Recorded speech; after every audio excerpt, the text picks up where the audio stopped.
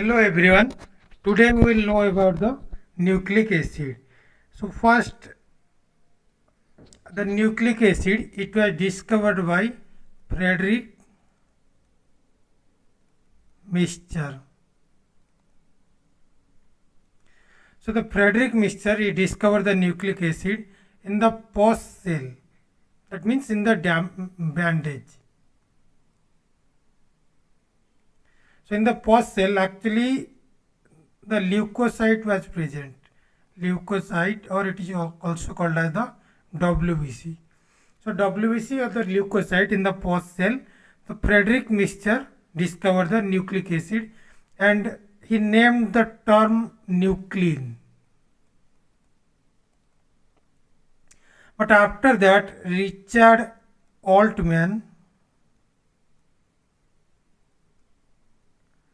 he actually termed the coin nucleic acid. So the term the nucleic acid, it was coined by Richard Altman.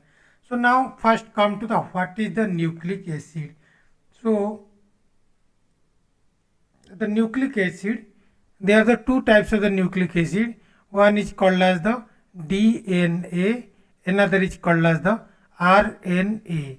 What is the DNA? DNA is called as the deoxyribonucleic acid.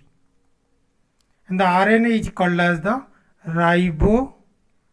ribonucleic acid. So there are the two different types of the nucleic acid. One is called as the DNA, another is the RNA.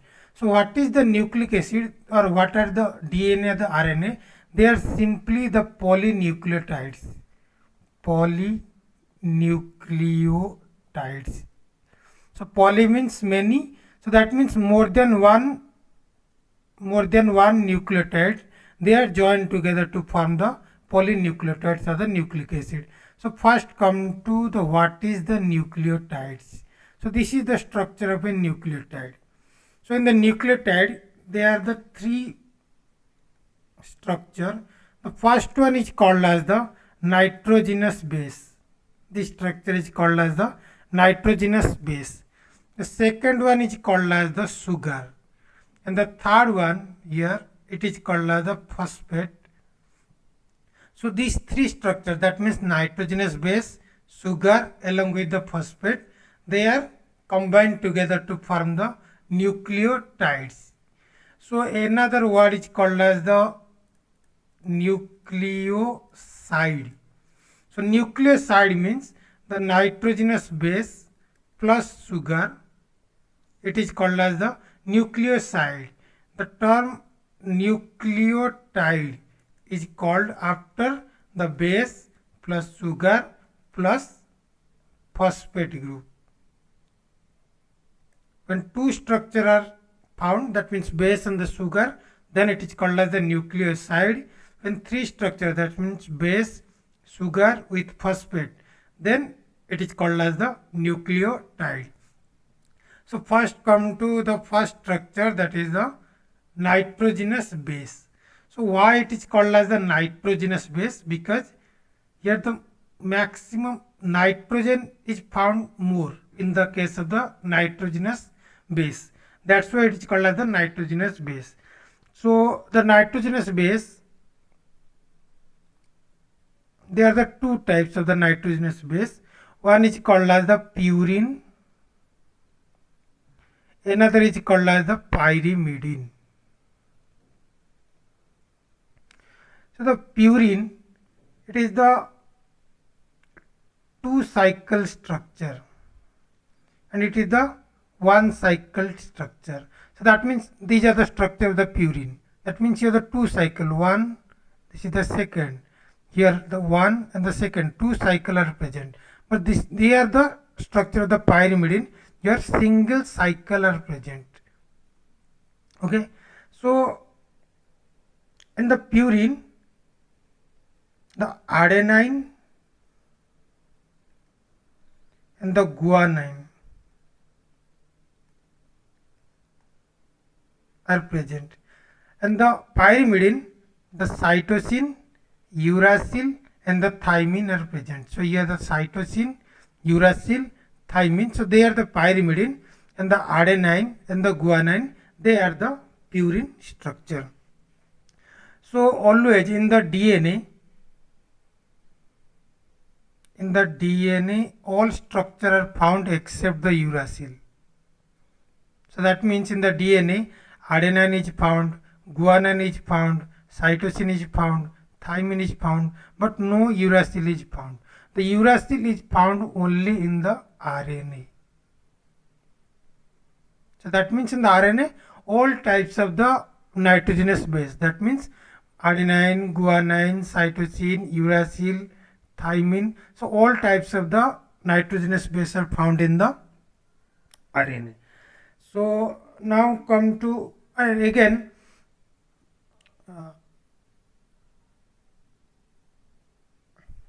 look at the purine structure. So it has 9 carbon. So look at the structure. This one is the first carbon, this one is the second carbon, this is the third carbon, this is the fourth carbon, this is fifth carbon, this is sixth carbon, this is seventh carbon, this is eighth carbon, and this is ninth carbon. Here also the 9 carbons are present. So why it is important? Because this base, it joins to the sugar. Here it is the nitrogenous base, here the sugar. Here the base always binds to the 9th position of the nitrogenous base. So that means here the sugar, here it joins by this group or the 9th carbon. So always the purine, it adds to the sugar at the 9th position. It is very, very important. So the purine are the 2 cycle structure and the pyrimidine has the single cycle structure. So again the adenine, they forms the bond with the thymine. So always the purine can forms the bond with the pyrimidine. So here the adenine forms the bond with the thymine in case of the DNA. In case of the RNA, adenine forms the bond with the uracil. So here the bond means 2 hydrogen bonds are formed between the adenine and the thymine, or the adenine with the uracil. But the cytosine, it can form the hydrogen bond with the guanine, and here the hydrogen bond is the 3. But between the A and the T, 2 hydrogen bonds are present. So that's why the C and the G are the more stable. Why it is more stable? Because it requires more energy to break down the C and the G triple bond. Because here more bonds, more hydrogen bonds are formed. That means 3 hydrogen bonds are formed, whereas here 2 hydrogen bonds are formed. So it will easy for the breakdown of the A and the T. That means 2 hydrogen bond in comparison to 3 hydrogen bond. That's why C and the G are very stable in comparison to the A and the T. So now this is the nitrogenous base. So now come to the sugar. This is the structure of the sugar, and it joins to the nitrogenous base at the 9th position in case of the purine. So next come to the sugar.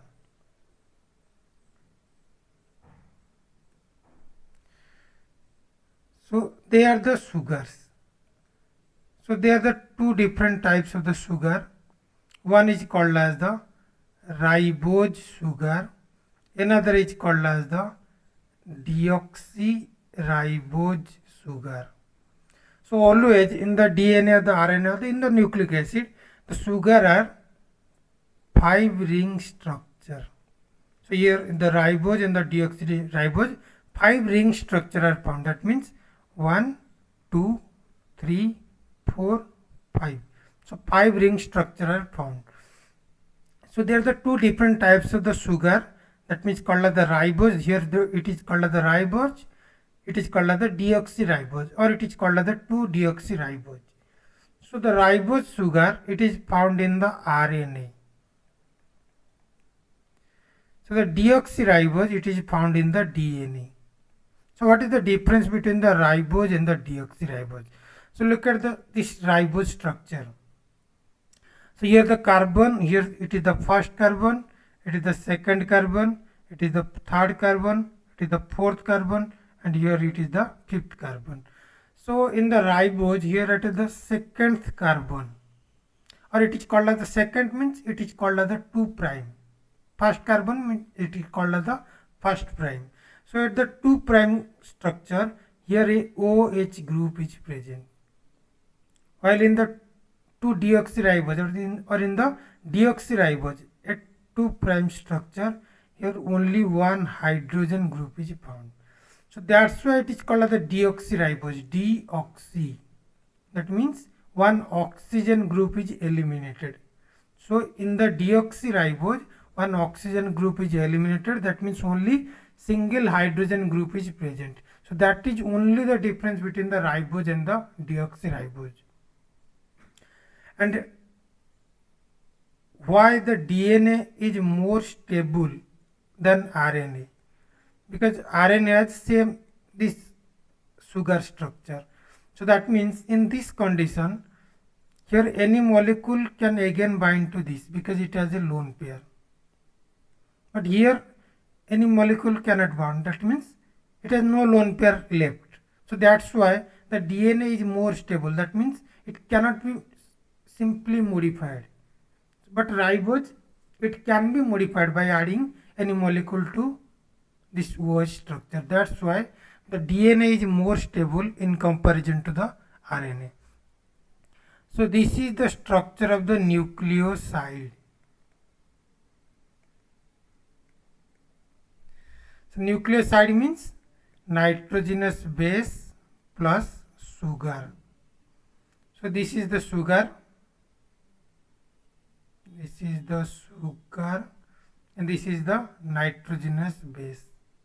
So they are joined together by a bond, and here the bond is called as the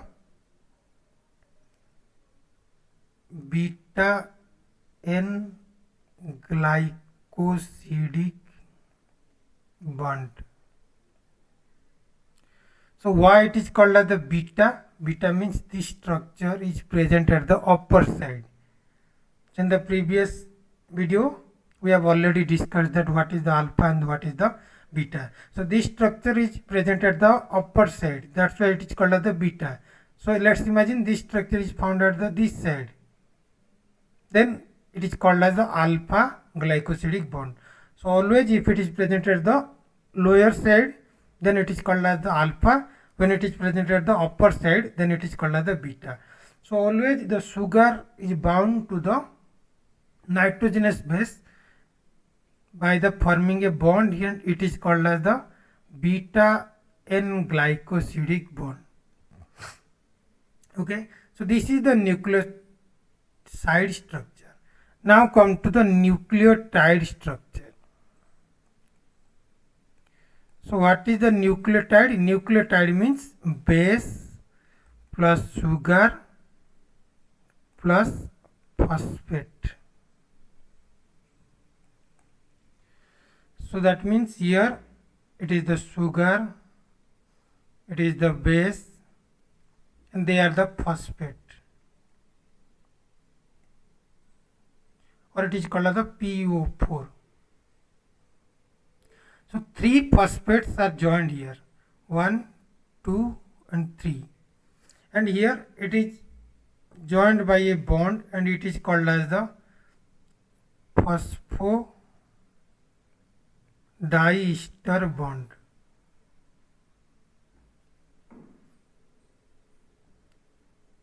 Phosphodiester bond, and here the bond is called as the phosphoanhydride bond.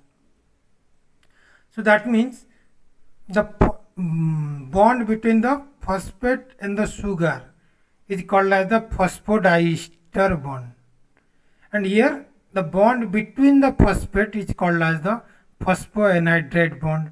Here the bond is also called as the phosphoanhydride bond because here it is the bond between the 2 phosphate group. So here this is the called as the nucleotide structure, and the whole, and here the base is adenine. This structure is called the adenine. So this is the structure of the nucleotide and it is called as the ATP. So that means adenosine triphosphate.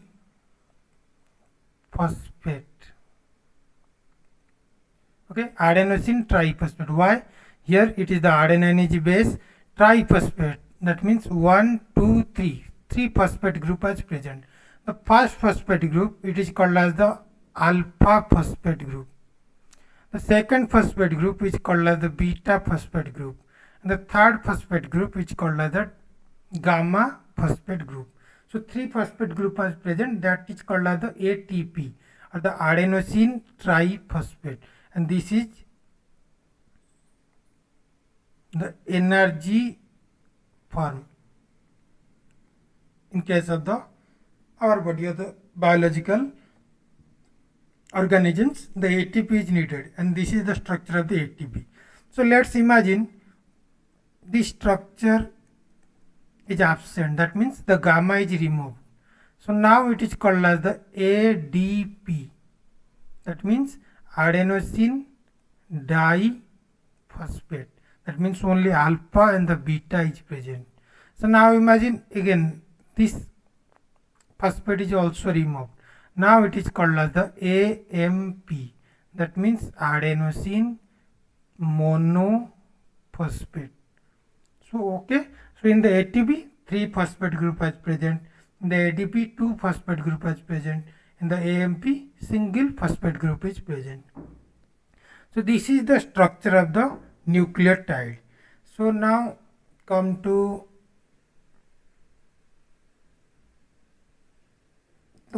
what is the structure of exact DNA of the RNA, or simply called as the polynucleotide. So polynucleotide means one nucleotide, another nucleotide, they are joined together to form the polynucleotide. Okay. So this is the structure of the polynucleotide. That means one cytosine, then thymine, then guanine, then adenine. So they are joined together. So let's see this structure. This is the cytosine. The same structure here. Okay. So next a thymine group is added. This is called as the TP. That means thymine triphosphate. Why it is called as the thymine triphosphate? Because here it is the base and the base is the thymine.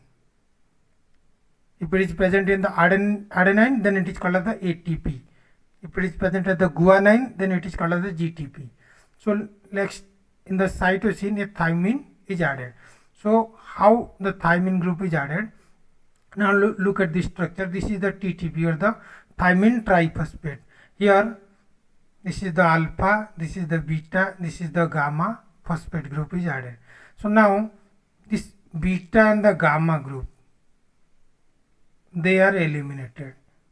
So only alpha group or alpha phosphate group, it is added to the 3' structure. 3' means it is the first carbon, it is the second carbon, it is the third carbon. That's why it is called as the 3'. So the 3' to the OH group by the forming a bond that is called as the phosphodiester bond. So always the bond between the phosphate and the sugar is called as the phosphodiester bond. It is also called as the phosphodiester bond. So here by the forming a bond between the this sugar, then it is called as the phosphodiester bond. So always it binds to the 3' structure. Please remember 3' structure. So now look at this structure. So here it is the thymine, here the sugar, here it is the first phosphate group, and this is added to the 3' of the cytosine, and 2 phosphate groups are removed. So again, let's say guanine. That means again the first phosphate group it is added to this, and 2 phosphate group again they are released. So like that, this is the polynucleotide structure. So always this first end is called as the 5 prime, because here the 5th carbon a phosphate group is added, and always at the last position it is called as the 3 prime, because at the 3 prime condition or the 3 prime structure any molecule can be added. So that's why if in the DNA structure, in the next class we will study, in the DNA structure it is designated as 5 prime to 3 prime. That means here the 5 prime means this end is present, the 3 prime that means this end is present, that is the last one. So this is the structure of the nucleotide or the polynucleotide or the nucleic acid structure. So now another rule is present, that is called as the Chargaff rule.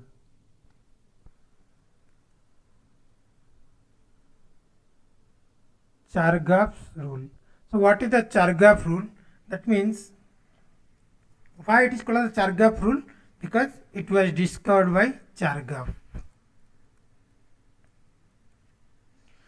So they call that the percentage of adenine is equal to percentage of thymine. So that means there are the 2 types of the nitrogenous base. One is called as the purine, that means adenine and the guanine, and the pyrimidine, cytosine, thymine and the uracil.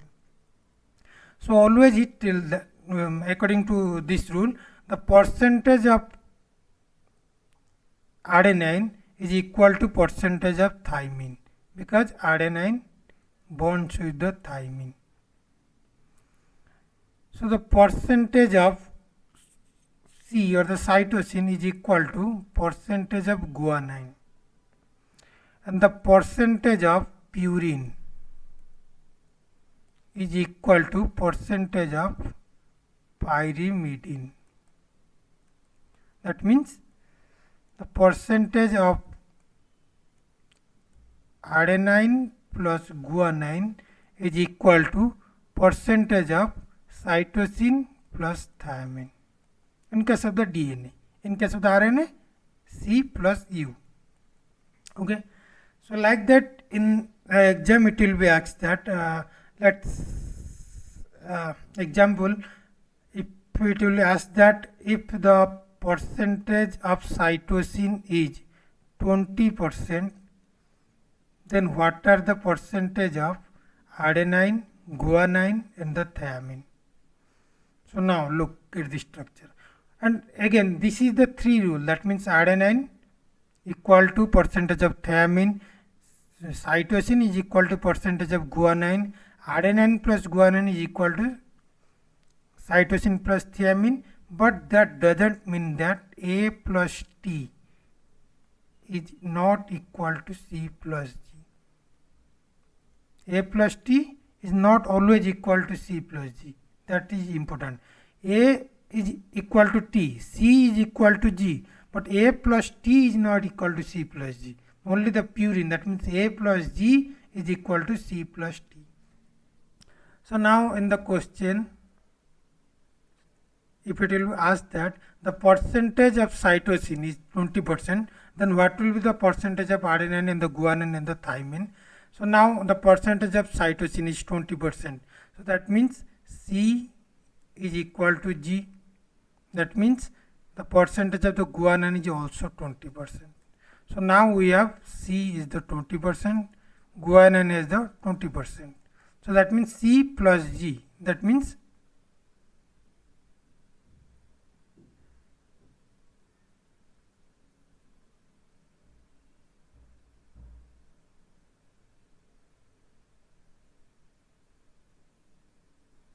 they have the total 40%.